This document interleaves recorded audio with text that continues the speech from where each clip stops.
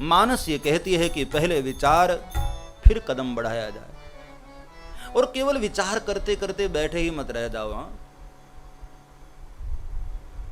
कई लोग इतने आलसी होते, बहुत विचार करते, सोचते रहते।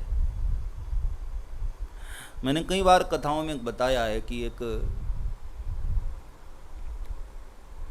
भाई रोज सुबह सुबह दातून करता था घर के द्वार पर, तो सामने एक भैंस खड़ी होती थी, और उस भैंस की सींग भी ऐसी गोल थी, आपस में जुड़ी हुई। तो रोज उसके भैंस के सींग को देख करके सोचता कि मैं अपना सिर उसमें डालूं तो घुस जाएगा कि नहीं।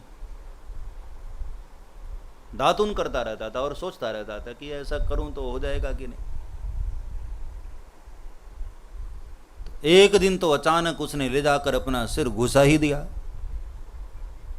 अब भैंस तो भैंस बेचारी इतनी घबरा गई, इतनी परेशान हो गई, सिर झटकने लगी और उस आदमी की गर्दन उसमें फंस गई। अब चिल्लाने लगा, हल्ला मचने लगा, और गांव वाले सब दौड़े, क्या हुआ क्या हुआ। बड़ी मुश्किल से भैंस को काबू किया और उसका सिर निकाला।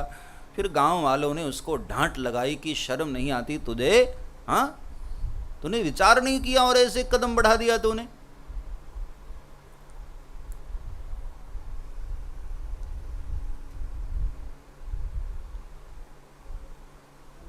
बार बार विचार करते करते करते इतना तो कम से कम विवेक होना चाहिए तुझे। उस आदमी ने कहा कि हद हो गई, और कितना विचार करता, 6 महीने से विचार ही तो कर रहा था। हाँ, और कितना विचार करता।